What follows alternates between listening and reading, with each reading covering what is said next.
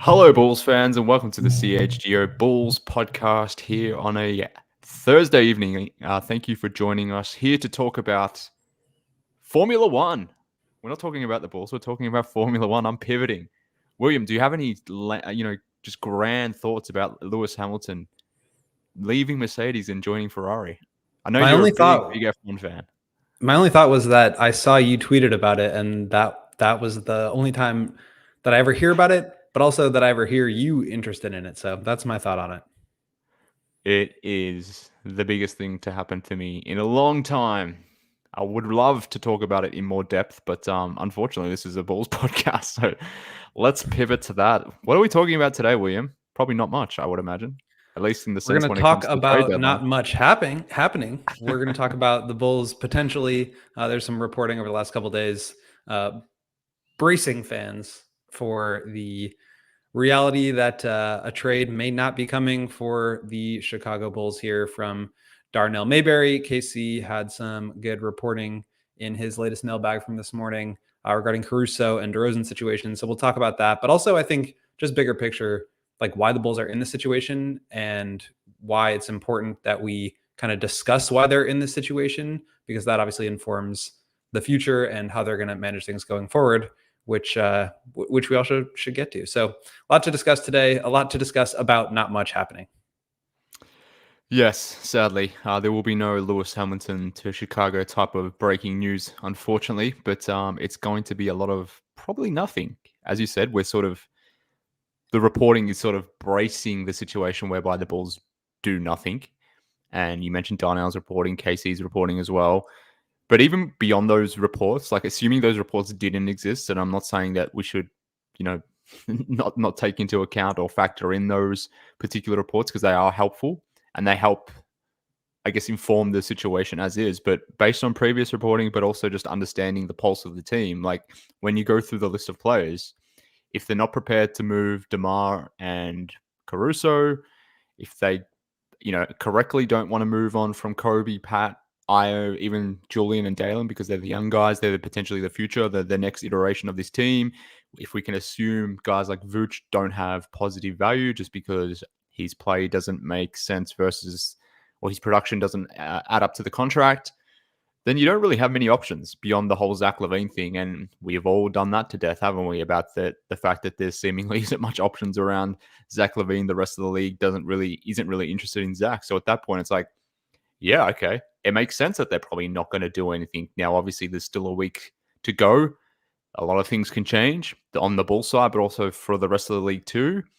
But based on the reporting, but also, like I said before, just based on what we as fans understand about this team, the dynamic, who AK is, what he has said, what we can interpret that to be, we should be bracing ourselves for a pretty quiet deadline. This time next week, I believe, is the deadline. So this time next week, I'm not sure if we're going to be talking much more than why the Bulls did nothing again.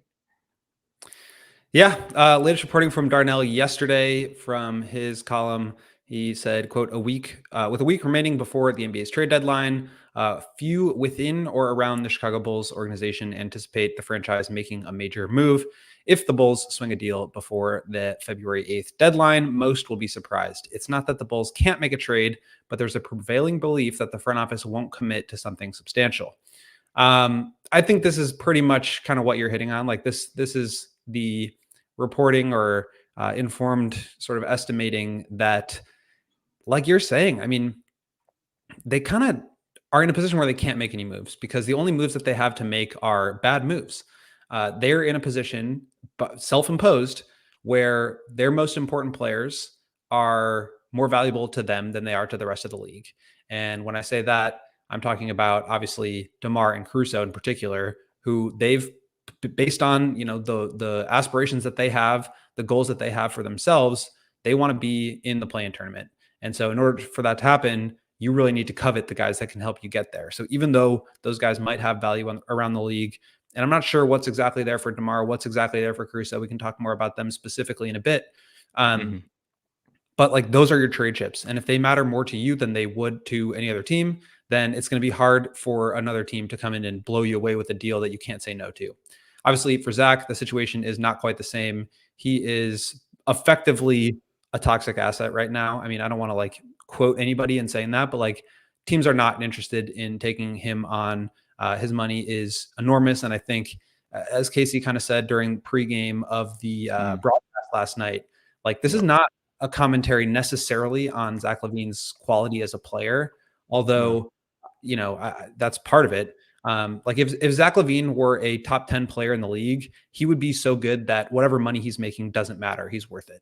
But the fact that he's not that caliber of player, and because he's making money that is on that level, on top of the fact that he's missed a lot of time, that he's had previous knee procedures, that he did not play well this year when he was healthy, all those things kind of culminate in him not having any value.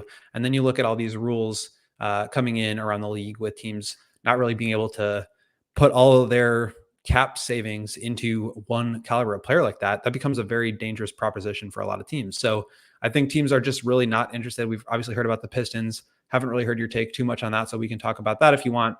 But I mean, that's it. Because like you're saying, I mean, they're not trading any of the young guys. I don't think that really makes sense. You know, investing picks and young players at this point into doubling down on a team that at this point is kind of like it or not, pivoting towards that youth movement. You know, with the way that DeMar has kind of slightly declined this year, with the way that Kobe in particular has really elevated.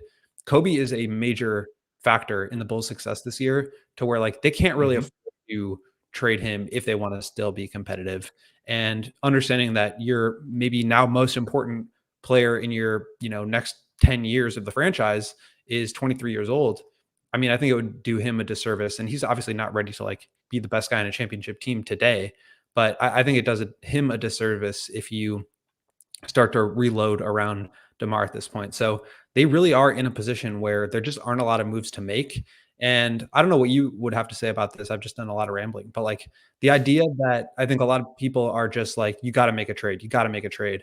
Do you think that the idea of just like making a trade just to make a trade and say they did is the right approach here? Or do you think that that it would be at this point, given their goals, and we can criticize those goals, you know, later on the show? Do you think that it's better to stand pat and, you know, avoid making a bad move? It depends. And it depends depending on who you're talking about. Like more generally, I don't think they need to make the trade just to make the trade. But in relation to someone like Caruso, for example, who currently has value and is one of the rare Bulls that seemingly does have value on the trade market, like I think you have to seriously entertain that.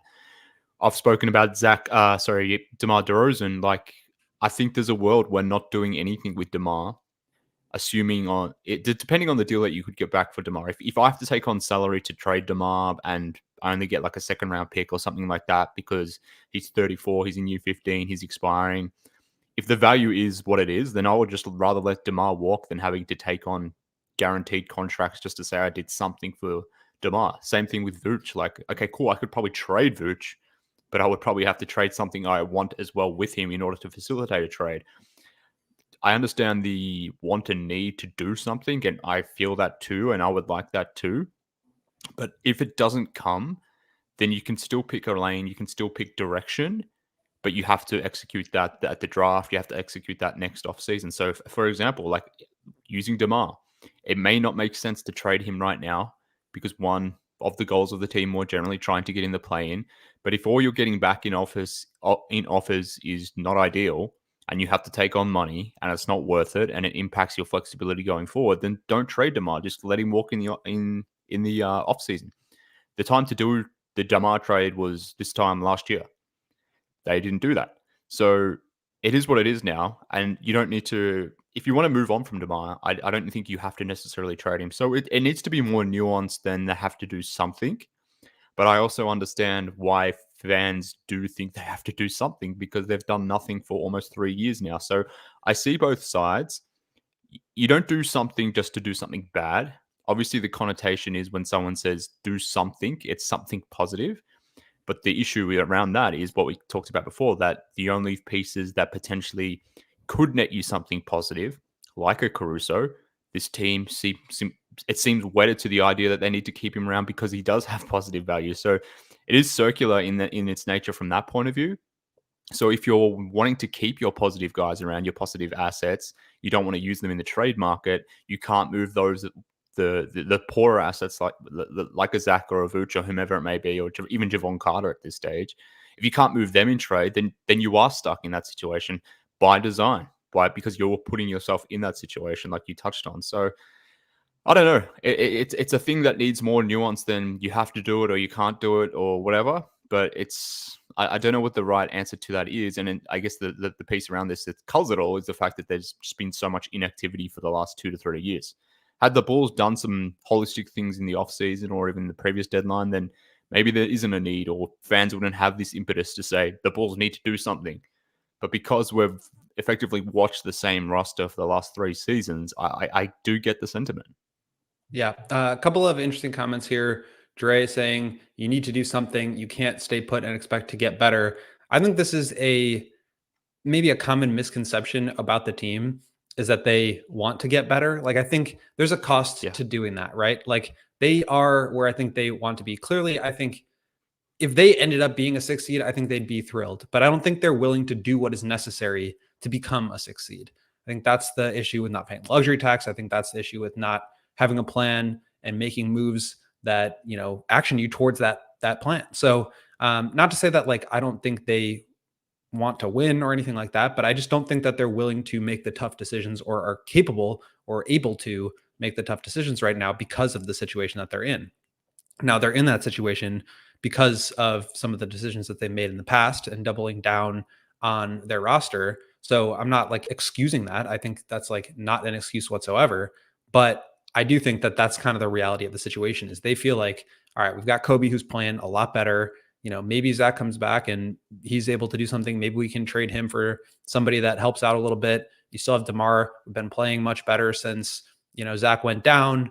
Like, that is progress, I think, in their eyes. And they feel like, if we draw Orlando in the first play-in game, or we, play, who is it, the Nets right now in the 9-10 game, host a play-in game, and then have to go play the loser of Miami, Orlando, like, they probably feel pretty good about making the playoffs. And I think a lot of this anger from the fan base kind of goes away if that's the case. Now, I don't think any of that changes the bigger picture issues and questions that I have about this team and the longer term situation that they're in. But I think that's the reality, because I don't really think that they know what. I think that beyond, like, we want to get to the playoffs, they don't really have a plan of like changing stuff in order to get to a different level than they're at right now. And so they're not going to do anything. There's not a lot of pressure internally to do anything that's really different. So I think that this idea of like, they have to do something because they want to get better, they have to do something because they want to pick a lane and change directions. Like, they've picked the lane, they've changed directions, they're in the direction that they want to head. And I think, that, like you're saying, Dre, like, it would be great if they decided that they wanted to continue to invest in the Kobe direction of this team, or they wanted to, strip down some parts and trade Caruso or DeMar or whatever. But it just doesn't really seem like that accomplishes their main goal, which is to be competitive in the play-in and try to scrape out a playoff appearance. Yeah, and Dre's got another comment here saying, like, I wish they, and I'm assuming they meaning ownership and management, I wish they would talk to the fans or media more, just to let us know what the plan is instead of us guessing based off hearsay. And I get the sentiment there, but I would say the Bulls have been very clear about what they are trying to be or who they want to be. They want to be that competitive team that can fight for a playoff seed every single time. I think Jerry has been very clear on the fact that he is not going to pay for a winner. There's that quote that will never die about him. I'm paraphrasing here because I don't have it in front of me, but in terms of just giving fans hope or building a team that's good enough to keep fans engaged for the majority of the season, and then that you've done what you've needed to do from thereafter. And cool, if you win in the postseason, that's great, but if you don't, then you've hit the bare minimum. So And obviously Michael Runsoff too has gone on record saying that they will pay the tax for a winner. But obviously the conundrum there is they're not willing to maybe do all the stuff to get to that winning stage. So this isn't a team, and I was nodding my head then when you were speaking, but like this isn't a team that's striving for something more. Like they've been very clear about who they want to be, what they are, all these sorts of things. So I don't understand why people don't see that. Maybe we don't want to hear that or see that because we expect these organizations, these teams, these franchises to have the same desires and the same wants and the fact that they wanted it yesterday, like we kind of do. But that's not always the case. The Reinsdorf run this thing as a business, not as a sporting venture. They're not wedded to this idea that this needs to be championships every single season. And because of that, like that's part of the reasons why we are in the situation we are. So I would argue the Bulls are very transparent. They've made it very clear as to who they are, what they want to be. And whether we want to accept it or not, I guess that's on us. But I think they are very, very clear on who they want to be, sadly. Yeah. And, we can maybe hit on Caruso and DeMar specifically here, just because I think that kind of informs like the direction stuff. Casey also had a comment about like, Arturas being very clear about the direction that he wants to go. And I think that ties in nicely with what we're talking about. But maybe first we can take a quick break here to talk about some friends of ours. We'll start with FOCO. Well, I believe I'm hosting today, William. So it's interesting that you've decided to divert or structure the conversation in a certain way, let's say. But yes, I will happily oblige and read an ad here about our friends at FOCO. Friends, if you want to get fitted out in the best sports gear going around, if you want to get yourself some hoodies, some shoes, some signs, some bobbleheads, or everything in between, our friends at FOCO is the hookup. If you jump online, go to their website, use promo code CHGO10. You will get 10% off non-presale items. So whether you're into jackets, beachwear, overalls, whatever it might be, our set decorations here at the CHGO studios, it's all decorated by our friends at FOCO and all the cool gear that they have available. So if you're into your merch, collectibles, all that sort of stuff, if you want to rep your teams, even your Chicago Bulls teams, hell, maybe you want to get yourself a Lewis Hamilton Ferrari hat, something like that. I don't know if FOCO have got it stocked just yet, but I'm tipping they will soon enough. But that is the place you go. FOCO, use promo code CHGO10 for 10% off non-pre-sale items at FOCO.com. William, who's next? Empire Today. Empire Today, our friends at Empire Today, because with Empire Today, you get to shop with the at-home convenience for the right products for your needs with quick and professional installation and a low price guarantee. Empire Today is the best place to get new flooring. So of course they have copycats, but Empire can't be beaten on quality, service, or speed. So competitors advertise low quality products that Empire simply would not carry. Empire won't promise the lowest prices because they know that anybody who's putting those floors in their homes would not be putting their floors in their own homes. They keep shopping floors with simple and curated product selection, which you can find on their website. Empire's philosophy is to help you find what you need, but not overwhelm you with thousands of choices and substitutes. What they leave out of their selection is just as important as what they put in. Empire's product team exhaustively combs through thousands of products, making each year, they comb through thousands of product samples each year to find the perfect styles. They've got a virtual floor designer, which is a great way to see how the new floors will look in any space. It's easy. You snap a picture and you instantly see how the new floors will look in your room. Shopping for floors at a big box store can be frustrating. You might talk to someone today who was in plumbing yesterday. Flooring is all Empire does. They live and breathe flooring, so you can be confident that you are getting honest and upfront advice. They have service-owned warranties, so if any issues do arise, just call Empire. They service all warranties themselves. You won't have to track down a manufacturer's phone number at all. So schedule a free in-home estimate today. All listeners can receive a $350 off discount when they use promo code CHGO. Restrictions apply. See empiretoday.com/CHGO for details. Thank you, William. And this is exciting. We've got some breaking news. A landscaping trade. Steven Adams, as our friends in the comments here, Esteban, A.TV, and Bobby, they're alerting us to the fact that Steven Adams has been traded from the Grizzlies to the Houston Rockets for Victor Oladipo and some picks. So that's some interesting. Bit of a salary dump situations. I think it's 3 second-round picks per Woj. Huge move. Changes Tremendous, the the but I entire think dynamic of the NBA. maybe this is the kind of move that fans are just they'll take anything because this is not something that's obviously going to affect either team this year. Like No, Oladipo's not playing, Adams is not playing. These 3 second-round picks are going to Memphis. That will kind of likely become either hopefully rotation guys for them down the line, or be packaged again in another deal. But like this is the kind of move that clears up space. It's like a roster changing move that has longer term implications. And it's not super exciting or flashy or anything like that, but I mean, Steven Adams was a big part of what Memphis did when they were good, and so they realized they're kind of moving on from him and taking steps towards like clearing out some cap and putting themselves in a better position. I think that's even just that would be something that the Bulls would benefit from, of like clearing out some space somehow. And obviously you want to get as much as you can for Zach if there's a suitor out there who's willing to give up assets, but like maybe it comes down to the salary element of it. And I've kind of been coming around on that myself over the last couple days here. So obviously not a super exciting trade, but it maybe is kind of laying the groundwork for something else that happens. Some slop there, some live slop, but it's good to hear that I'm slowly but surely getting you to come over to the Zach LaVine salary dump side.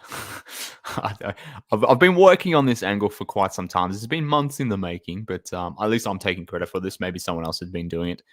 But I'm going to take credit. Well, I don't want them to get to a point where they're going to have to attach a pick to get off of him. Yeah. And if they can get out of that situation this year, maybe they do hang on to him and try it again this summer, but like the pressure I think will be on this summer even more than it is right now, because now you have to get off of him if you want to bring back DeMar. Yeah. And maybe you don't want to bring back DeMar. Maybe you do go to a different direction. But it just seems like anything that they kind of want to do for their future is being held up by this Zach situation. And until that gets resolved, it's kind of hard to do anything. And again, that's part of this like level of paralysis that they're in right now, because they can't do anything with the Lonzo and the Zach contracts on their books, with, this idea that they have to try to compete. I don't know, like where do you stand on the fact that they could be competitive in the play-in to get to the playoffs, even if they did trade Caruso for a pick? And just to kind of lay some context here, KC put in his column today, the talk of Caruso fetching multiple first-round picks is exaggerated, or at least it is based on the conversations I've had with rival team executives. He would certainly be coveted at a lesser price tag. What I've heard is a pick and a player. I think that's like a selling point that I would feel very good about. If it's like just one pick that's like in the teens, I don't know. Do you feel like that's worth it at this point? Or do you feel like there's more to maybe try this again next year or this summer? Do you feel like they could just be in a better position to just keep him than get, a pick that may end up in the teens or the 20s down the line? Yeah, I'm not sure if there's a player on this team that impacts winning more than Alex Caruso, including DeMar and Kobe. I feel strongly about that. So I think trading Caruso this season would impact their playing ability. I still think they potentially would be in the play-in, just based on the fact that the teams behind them, there's a bit of a gap formed. So that certainly matters from that standpoint. But the Bulls are unequivocally worse without Caruso. But it might be the right decision to do, because if you're not confident that you can extend Caruso, or he hasn't given you any indication that he wants to be here beyond his current deal, which expires rather after next season, it's similar to the DeMar situation in that sense, that if you don't do a deal now and you get into next season and the extension talks can't happen because either Caruso doesn't want to do it, or the number he's asking is not at the number that the Bulls want to do, which again is very similar to the DeMar situation, then it is an opportunity cost from that point of view, or potentially could be. So I still think trading Caruso is the right thing to do. I think it would impact the Bulls greatly. I don't think they can replace him on the court. I know you can have Io step into that role, but I don't think Io is as influential as Caruso in said role. But it could be a good thing from a development standpoint. It would obviously be a good thing from an asset management point of view too, as well. But I don't know. Like it kind of makes sense. We've talked about this one to death as well. But yeah, if you can't fetch multiple firsts for Caruso and you have to settle for that one first round pick, I guess it then becomes conditional in the sense of what type of first round pick are we talking? Are we talking about a real first or something that may convert into multiple seconds if it doesn't transfer over in this season upcoming sort of thing. So it's depending, I guess, which is not a great answer from my side, but I guess that's the conditional nature of these sort of trades. Like it just depends on the value you're getting back. If I could guarantee that this pick that Caruso, if I have to settle for one pick, can I guarantee that I would get a pick in the 10 to 20 range? Then yeah, I would do it. But if I'm only getting one first back and it's going to be like the 28th pick in the draft or something like that, then I also understand the sentiment of keeping him, for this playoff run, assuming they make a playoff run. So you can talk me into it, but it's conditional. What about, I'm just like playing around with the trade machine, of course, while we're doing this here. Of course. What if it's like I actually don't even know if this is possible because they might not be able to trade their pick, but let's say like on draft night or something, the Bulls are able to get the 22nd pick for Caruso and like Paul Reed from the 76ers. Like that's the kind of deal I would feel like not thrilled about, but like it would be good. You get a young player who can be helpful. You get a decent flyer on another draft pick, and now you just have like more assets in the chamber that you can use to move forward. Because I think like, and this next thing that kind of goes into the DeRozan situation, I think that this really kind of captures how I'm feeling about the team right now. Casey writes, DeRozan's situation is trickier. He is valued internally at an extremely high level, not only for his on-court play, but for his off-court leadership and consistent demeanor and work ethic. But extension talks never advanced. Obviously, you'd run the risk of losing him for nothing should he hit unrestricted free agency, but DeRozan has said on the record that he'd like to finish his career here. So perhaps, and I want to stress this is my informed opinion, not reporting, the Bulls could re-sign him at a lower figure than he's making moving forward. Would another team use that much cap space to sign a 34-year-old DeRozan who's currently making 28.6? Again, stay tuned. Like to me, the idea of, okay, you bring back DeMar now for $25 million instead of 30, or for $20 million on a 3-year deal or something. It's like, yes, that's like a better value, and you can like maybe make some decisions based off of that in the future. Again, you're still kind of outbidding the rest of the market. Nobody else is going to touch that kind of money for DeMar, especially on that length of deal. But this is exactly what happened with the Vooch situation last summer. They did not need to give him $20 million in a vacuum. Is he worth that for one season? Sure. But you're locking yourself into not only that player, but this same team because of the rest of your cap situation. So like for me, I think we agree on this for the most part. Like the idea of having DeRozan around longer term, I think does benefit guys like Kobe and Patrick because he helps them play better and he takes offensive usage and attention away from them in a way that helps them, that benefits them, that makes life easier on them, that makes offense easier to come by for them. Now it maybe caps what they can do with the ball, but I don't think that we're necessarily in a rush to see them being the primary usage guys. But to me, like the bigger issue with that is, yes, maybe that's like a better value play and it's worth it for that singular season. But to me, it's more about like the idea that you're now committing again to this core for 3 more years. That's really kind of feels wrong to me. Well, I don't think they necessarily want to commit to this core again because they're trying to trade Zach, right? So that's a pretty big sign that they're not necessarily trying to keep things exactly the same way that it is. Now, if you get a trade for Zach, depending on the return for Zach and whether, again, this is very conditional.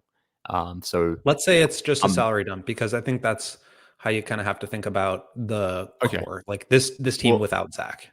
Well, let's do the Detroit type deal where you're getting Bogdanovic, who I believe, if he's not an expiring, has the ability to be an expiring. Maybe I'm wrong in saying that.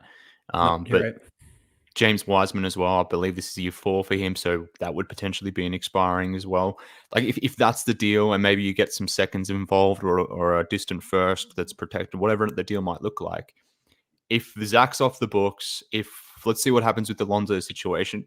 If he's medically retired and that comes off the books, there goes $60 million from your cap. Obviously, you have to re-sign Pat and DeMar, and maybe as a combination, That's $40 million there, but your net $20 million. The salary cap's increasing by I think $5 or $6 million as well. You do have the flexibility now to not be up against the tax line where you can maybe use your full mid-level exception. So even though you're retaining key elements of this team, there's still things you can do around it to make it not feel as samey, if that makes sense. By virtue of moving on from Zach and getting in some new guys, if for this season with Bogdanovic, that would be helpful, given that Zach's barely played this season. But obviously, if you pivot away from Bogdanovic as well and do something with your mid-level exception, or maybe you don't re-sign DeMar and Pat and you do something a little bit differently there, like you just get more optionality to not be trapped into the core that they currently are if you make the Zach trade now and if the Lonzo thing happens. So I do think they're trying to keep elements of this core together. Like obviously all those young guys that we spoke about before, potentially DeMar and Vooch too, and obviously Caruso. But if this team sans Zach, but real role guys in place of Zach with those guys that you already have, where you can start to diminish DeMar's role, like instead of having to rely on DeMar being your lead option and playing him 37 minutes a night because you don't have other guys who can fill that role. If you use that optionality correctly and you actually get guys through and you flip things a little bit and you can add 2 or 3 rotation guys who can actually impact the rotation, unlike, someone like Javon Carter has been able to do or unable to do, then I think even if it largely remains somewhat the same, it will feel different, potentially function different. So you just got to do that to get that optionality. And we'll talk about this later, a little later on, as to why maybe the Bulls can't make trades or what the real issue is. But that is part of it, I guess. So that's why I think they need to be keen to move on from Zach now, even in a salary dump, because there is an opportunity cost if you don't. And that opportunity cost, there's a number of things involved with it, but that a key thing is you just can't move on. So that's why I don't think it necessarily would be signaling that the same core is coming back or the same group is coming back and that it would look and feel the same, because there is potential for it not to, even if certain things do return, like a DeMar. If they just completely salary dumped Zach, let's say they traded him for Joe Harris and James Wiseman and nothing else, no picks, no additional young players, and both of those guys are expiring, so they let him walk next year. They bring DeMar back at $30 million. They bring Patrick back at 20. Obviously, we'll see what happens with Andre Drummond and Torrey Craig. They are both free agents, or Torrey Craig has a player option, I believe. And where they draft, that will affect the cap hold for that rookie spot. But you're still looking at a team that's over the cap. So this is not a team that can add a max player in free agency, even if there was somebody that you could point to and say, we want to get this guy in here. Now, that could change if Lonzo Ball's $21.4 million is wiped off the books due to the injury-ending provision that they could apply for. But this has not become like a max cap space team. It's a team that has DeMar and Vooch and Kobe and Patrick and Caruso, and maybe you move Javon Carter, maybe not. You still got Io. You still got like the main 6 or 7 guys, but maybe you're saying you bring in somebody through the mid-level exception. But it's still very much like this core. But I think what the point you're trying to make is that you now have a little bit more flexibility to make different kinds of moves. And maybe you don't necessarily have any like major swings to make right now, but you've got time. You've got now more space away from this luxury tax that you are unable to cross, to where you can take in more money and get a pick, or you can just combine salaries and make a bigger trade somehow. So I do think that the flexibility and optionality is great. And I think that's perhaps one of the reasons why they have not been able to do anything over the last 3 years. It's not just because that they don't feel like they want to or whatever. It's like they haven't been able to because they are literally at the tax line. Like $300K below the tax right now. They can't do anything. Right. And look, point to the Knicks as an example. Like they use their full mid-level exception or very close to it to sign someone like Dante DiVincenzo. They had done something similar previously with a guy like Josh Hart. Like these guys aren't dramatically changing who you are as a team in terms of you're not getting your first or second option, but you're adding real guys that can consume real minutes. That way you don't have to rely on Vooch and DeMar to the same degree. You are sort of doing a mini pivot to, a younger side of the team. Like as an example, assuming Bruce Brown was to be a free agent, could you offer him a real mid-level type deal? Maybe. Like, is that someone that makes more sense on this team than Zach, who's currently not playing, or whoever? Like, because you are getting away from that tax situation, which you talked about, and you could use your full mid-level. You could use your biannual exception, which, like, this is part of the issue. Like, the Bulls have had the access to those tools to improve their team, but because of their tax situation, they haven't been using their full mid-level exception. They have not used their biannual exception this season, so it would be available to them next offseason. So if you could use those because you're not in a tax crunch and you could add 2 or 3 real guys, and instead of having a 7-man rotation, you've actually got a good and decent 10-man rotation, I think you could build a good and fun 45-win team, particularly if Kobe continues to make a leap. Io and Pat come with him. Dalen and Julian, improve as well. Who knows what they do with the 2024 draft pick? Like, I think there is scope for things to feel somewhat the same, but to be a little bit better, I guess, is the point. But again, you just need to execute and you need to do it properly. And I think part of that is moving on from Zach. But again, let's see. But before we close the podcast, so there's still got a lot to talk about. But I want to talk about our friends at ComEd, who, despite the Bulls maybe not doing anything, our friends at ComEd, they're changing the world. They are making it easier for businesses to switch to electrical vehicles. That's something we can all get behind for the health of the planet and for the well-being of all of us who share it. Our friends at ComEd understand planning for the future and building for a sustainable future that's going to meet your electric energy needs as we all move with confidence towards an electric tomorrow. So whether you have one van or a whole fleet of shipping trucks, ComEd can help guide you to make the changes that make sense. So what should business owners do, William?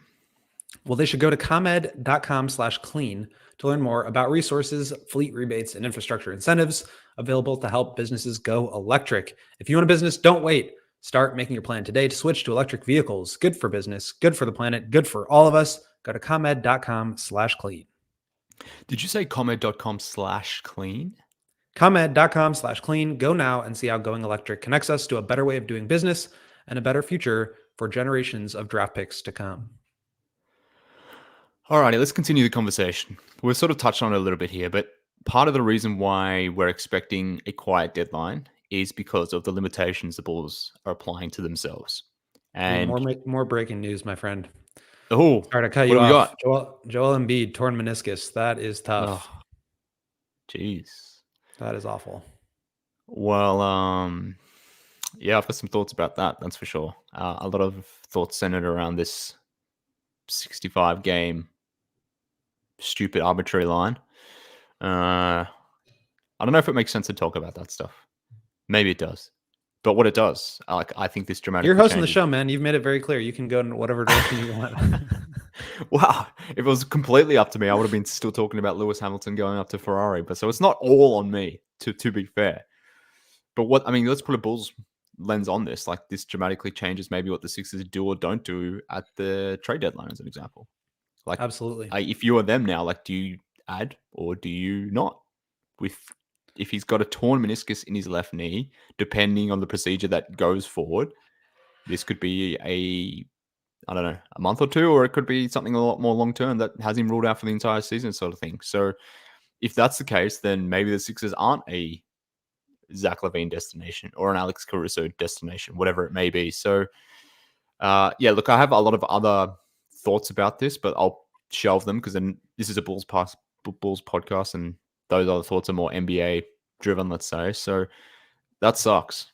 That really does suck. But I think it also opens up the doors for a team like the Bulls. They are right now in 5th place. They've lost 4 in a row. They're now going to be missing Embiid for, at least 4 to 6 weeks with a meniscectomy. That's the shorter version. I think that you can get him back within 2 months, but that's almost the rest of the season at this point. So they could fall into the play-in. Now maybe you're playing them in the play-in without Embiid, and that opens up some room against, the Knicks or the Bucks in the first round if they can get out of that. Basically, like, getting out of the 8th seed would be huge. Like, if they could somehow get into, right now they're 2.5 games below Orlando, who's in 8. Right now, the highest they could make it is to the 8th seed if they beat the Hawks, who are in 10, and then they beat the loser of the Heat Magic game. That would get them to the 8th seed. But if they could get into that 7-8 game and win they would go to face the 2nd seed. And the Bucks do not look very good right now, to be quite honest. I mean, they've lost 2 in a row since Doc Rivers. They just are kind of all over the place. And although their record has been very good and they've won a lot of really close games, like this team does not look invincible. You've got teams like the Knicks and the Cavs kind of on their heels. Maybe the Sixers kind of fall down here a little bit. There's definitely, this is why you hang around, I think, to take advantage of opportunities as they arise. And as much as this is just awful news for Joel and for Sixers fans, it's why you, as Dave would say, that's why you go to the playoffs. That's why you try to win. Yep, exactly. This dramatically changes the East. It dramatically changes the NBA, the trade deadline more generally, and the basketball more generally, the playoffs, all that sort of stuff. So huge breaking news. Yeah, that's crazy. Awful news. Pivoting back to the Bulls, though, who seemingly can't make trades. That's what we're talking about, Liam. Part of the issue here is they don't want optionality in some respects. Like we talked about the optionality you may gain by, what's the name, trading Zach LaVine. But you also limit your optionality if you're not prepared to maybe do a rebuild, as an example. Something that Arturas Karnisovas has said multiple times that he's not interested in. And is that because of his own ethos, or is that something that's prescribed to him by ownership? Debatable, I suppose. But effectively, like, it doesn't seem like that's a thing or a pivot move. So anything at the trade deadline, we shouldn't be expecting any moves.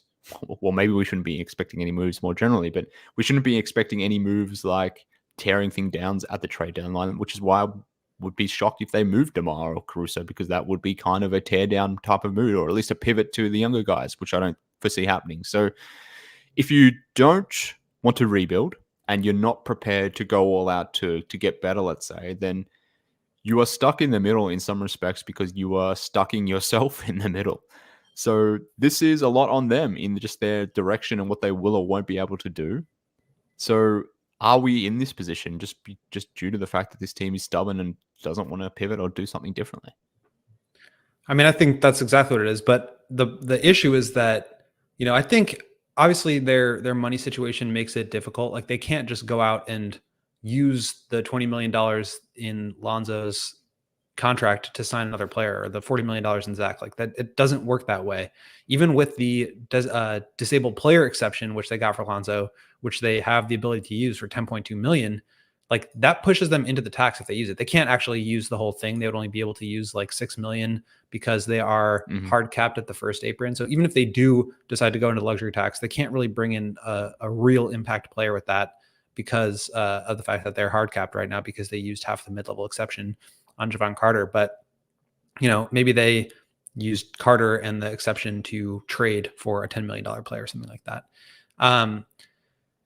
But I think that has seriously hamstrung what they've been able to do. And I think they've tried to add very marginal players on the fringes. I think they've done a good job in some cases, not so good job in other cases. Like I had higher hopes for Javon. He obviously has not really produced, but Torrey Craig's been great. Drummond has been very good this year. The thing is, to me, I don't really think that trading Andre Drummond for the 30th pick right now is really going to change anything about their fortunes. Like you obviously have to replace him and find another backup center, but I don't think that's super hard to do. So I think that there are moves that they can make that they have not made because of their desire to get into the play-in tournament and to remain competitive. Do I think it's a bad, objectively bad approach to try to be competitive every year and make the playoffs, that being your goal every single season? No, I don't. But I think the problem is it's hard to do that over a long term when you're signing players in free agency or via trade that are in their mid 30s already. Just the shelf life on that sort of core is not very long. And so when guys go down and aren't able to play for 2.5 years, and that's completely changed who you are as a team, it just becomes hard to justify, from my standpoint, not making any changes to that approach, as opposed to just waiting it out and seeing. To me, that feels like kind of wasted time. And obviously they've gotten really lucky here with the way Kobe has broken out and that really changing their approach and their time frame and their window, and just the quality of play and the level of enjoyment that we get out of watching this team. All those things have changed with the way that Kobe's played. But yeah, I mean, I think that there's always moves you can make. And I think they have, because they are so dead set on ending up where they want to end up, and they have limited avenues anyway, like they've put themselves in a position now where basically the only moves that they can make take them out of what goals they want to accomplish. And so, Yeah. sorry, just one more thing is that KC wrote Yeah. that, like, and he said this a million times to me and just in general, that, the Bulls inherited a rebuild. They did not want to do that. They got off of it right away. They tried to make the playoffs. They've been clear about that. Well, the other thing that they've been clear about is that mediocrity is not good enough. And there's something has to give there. And whether that's just Kobe and maybe now Patrick takes a big step forward and they start to take over the team, like something has to give, because you can't have it both ways where you're the 9th seed every year and you also don't think mediocrity is good enough. And so I think that's really the disconnect, and where they are kind of obligated to keep building towards something. Because ultimately my biggest issue right now is that it's not that they are like trying to build through the middle. It's not that they are trying to be competitive every year. They're just not building. They're letting life happen to them. They're existing, and they're not doing anything to try to like put themselves in a better position to succeed or fail or go up or go down. They're not doing anything. And I don't know how long you can live that way, but apparently you can go 5 transaction periods. Well, I've been doing it for 36 years, William, so it is possible to just exist and do nothing. And yeah, I mean, you're technically living, but you're not necessarily alive. But that's me. That's the Chicago Bulls. But yeah, I forgot what I was going to say. I had a real life affirming when you were talking. Then I was like, oh fuck, you're just describing me and my existence. But yeah, I've completely lost it. Was it something Coming about back, this is what I how was gonna say. like This- okay. I remembered. I think something that's undiscussed as well, and this could be a motive, it might not be, or maybe I'm reading into this, but the fact that they owe a first round pick as well to the San Antonio Spurs is an undiscussed topic, particularly for what their plans are trying to do. Particularly, they're still owing picks at this stage. Like we've paid due for the Vucevic trade. We're still got to pay for the DeMar stuff. So there's an aspect to that as well that, again, maybe people aren't thinking that far ahead or whatnot, but there is a part of me that thinks that this team wants to be as good as possible, now good in air quotes, based on the fact that they don't necessarily want to give the San Antonio Spurs a good draft pick. Now, obviously, it's top 8 protected or top 10 protected, whatever the initial projections are. So there are some caveats to it. But ideally, in the Bulls world, they're giving the Spurs the 17th pick or the 19th pick or something like that. But because you don't have, again, that optionality around what you're doing with your 2025 pick, if you have it in hand or if you don't, like we can't say that they will have their 2025 first, or maybe that converts to a 2026 first, depending on how it all materializes. But like that's something, it has to be something that we as fans think about more generally before, obviously, clearly Arturas Karnisovas and Mark Eversley, in terms of what they're trying to build, whether it's at the forefront of their mind or not. Like this is an indirect flow-on effect of, all right, am I going to have my 2025 first round pick? Is that something I can use? Well, no, you can't currently use it. But if not, then are you trying to avoid giving that to the Spurs? And I understand the whole sunk cost fallacy element to this, but it's very easy to say that, but it's hard to maybe ignore it too. So that's just something that may I think be that has to do with coloring this conversation. Totally. I mean, that has to do with their aspirations. Like I think they are hoping they give that pick up next year, Yeah. that it's not very good, and that they can move forward with all their picks in their like treasure trove here. Because obviously the one thing that they have been like fortunate to not have done is to make another bad move. Like I think there have been times where you and I have argued that they should have gone more all in at the 2021 or was it 2022 trade deadline. When, there was still potential for Alonso and Caruso to come back and they were first place. Like that's a time where they could have done another win now trade and put themselves deeper in the hole, and didn't. And that was a good thing. So it's sometimes the best move is the one that you don't make. And again, I think that's a fair argument, but I also think that there are smaller moves that you can make to improve or to kind of help fortify the direction that you're going that they also have not done. Obviously, we don't know all the details of what deals have been made and what have not. But just from my perspective, it seems like there's always something that you can do, whether it's clearing out money somehow so that you can make the next move, or signing a free agent guy and then flipping him into a pick or something. There's always something that you can do. And I think right now, even if it's not trading Zach, even if they can't find the right deal for him, even if it's not trading DeMar or Caruso, which again, I'm not saying they absolutely have to do. In fact, I think making a bad trade with one of those guys is one of the worst things you can do, because that again just like puts you in a tougher position down the line. So yeah, I mean, maybe it's just getting off Javon Carter's money, and then that opens up a little bit more space to where you can do something this summer. But they are so tight up against that luxury tax right now, and it just is really tough for them to make any moves. And I think that's part of the frustration that like the fans are going to have to come to terms with, is that like, maybe it's true that they just like don't want to make any moves or don't know what moves to make, but it's also true that they are in such a position right now where they can't really make any moves because of the way that they've managed their cap. I mean, quite frankly, this is not like just an accident. It's like the way that they've done it. Yeah, and look, I hate bringing them up as an example for obvious reasons, but I keep looking at what the Knicks doing. I mentioned it before, and how they've slowly been building, how they've been adding guys via mid-level exceptions, via trades. But Jalen Brunson and Julius Randle just got named as all-stars. Two guys who I don't think anyone would say are lead options on a real team, or at least a championship level team. I won't say they're not a real team, because the Knicks are a real team. They're playing incredible basketball. But like, that's an example whereby a team has slowly and methodically done some good stuff. They haven't done anything huge or seismic, but every move they've made, maybe have been smallish to medium type level moves, but they've been good ones. So even if there's scope here for the Bulls not to pay the tax or be this, incredible high spending team that some of us want them to be, like, regardless of that, like, if there still is scope to put something good together, despite any limitations that ownership apply to Arturas Karnisovas, like, ultimately he still has the ability to put together a good team. And I think we can point to examples like the Knicks or the Cavs or a whole bunch of teams whereby they don't have that top 10 guy, let's say, but these teams have found ways to hit more. I was going to use a baseball analogy, but then I realized I don't actually follow baseball, and maybe I'd be wrong in saying that. But like, Can you do a Lewis Hamilton analogy?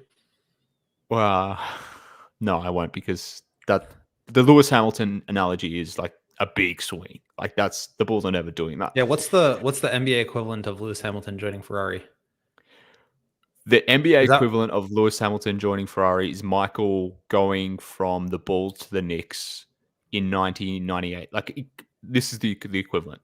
It's Michael in The Last Dance, the start of the 98 seasons, 97-98 season, announcing that in 1 year's time, for the start of the 98-99 season, that he would be joining the Knicks. So this is not even happening now. This is happening in 12 months' time. But again, I'm pivoting away from the Bulls conversation that no one cares about F1.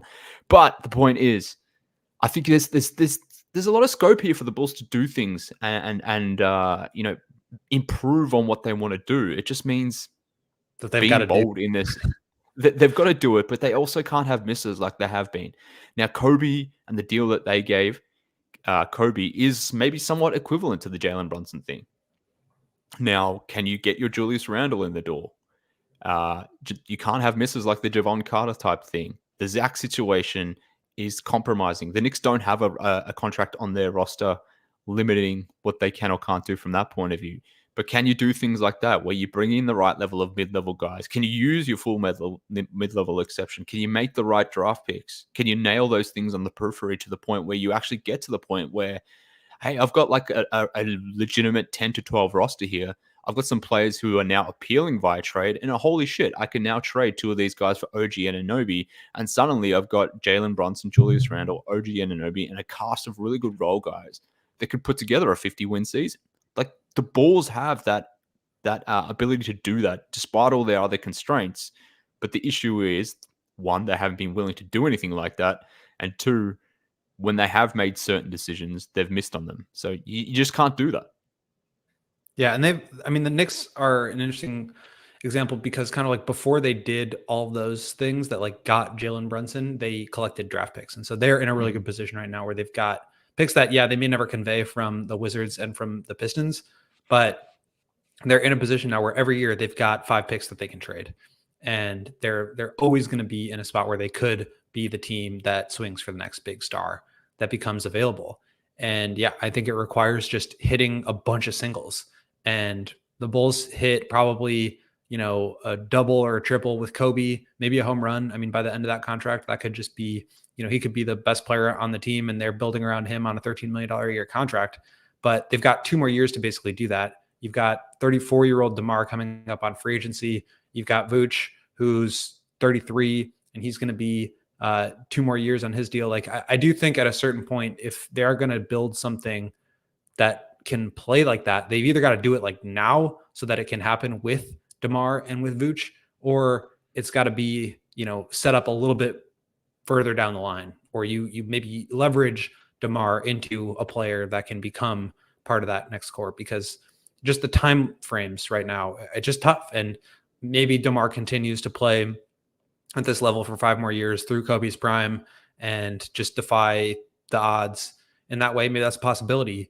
But again, you still need to hit, like you're saying, on all these other moves, and you can't afford to have any misses, because right now, like the Knicks' biggest problem is that they've only got $18 million to ship out.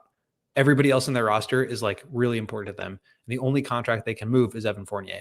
They can't move Mitchell Robinson right now or Isaiah Hartenstein. They can't trade Brunson or Randall or, they've moved everybody that they can move. They've got OG Anunoby, they've got Josh Hart, they've got DiVincenzo, they've got Brunson, they've got Randall. They can't move anybody except for Evan Fournier.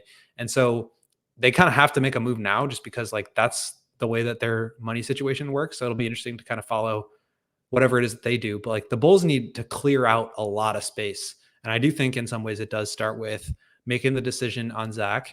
And yeah, I mean, if you can just get pure cap relief for him, maybe that makes sense because it helps you get to the next thing. And I think in a lot of ways, teams, whether it's the Bulls or other teams, there's like sort of this paralysis that prevents you from making the move that gets you to the next move. And I think that's something that the Knicks have done really well. And it's a lesson that like not everything needs to be a home run. Like all these teams, all these fan bases are talking, oh, don't trade for Zach LaVine. He's not the piece that puts you over the top. Don't trade for DeJounte Murray. He's not going to put you over the top. Sometimes it's just about getting better with every move and keeping your options open so that you can make the next move after that. And now all of a sudden you've got DeJounte Murray and LeBron and AD and Austin Reeves and D'Angelo Russell's an expiring contract, and you've opened up, an extra pick that you can trade. And now you can make another move where you're adding to that core and you're in a much better situation. So I think, again, the fact that the Bulls have not put themselves in any positions to make that next move, it's like everything has to happen from within. And again, Kobe has been sensational this year. He has opened up new doors and new avenues for them, but now they've got to do right by him and put the right pieces around him. And they've got to make the right decisions that put him in the best position possible to succeed, because otherwise you're just looking at the same team, just with Kobe playing the way that he's playing. And it's a much better team, but it's still a play-in team. And yeah, I think they have to make the next move that gets them to the next move. Yeah, I completely agree. And again, to use the Knicks as an example, like they've got that Fournier money to do something. They've got those picks. Can you turn Fournier and a pick or two into Malcolm Brogdon?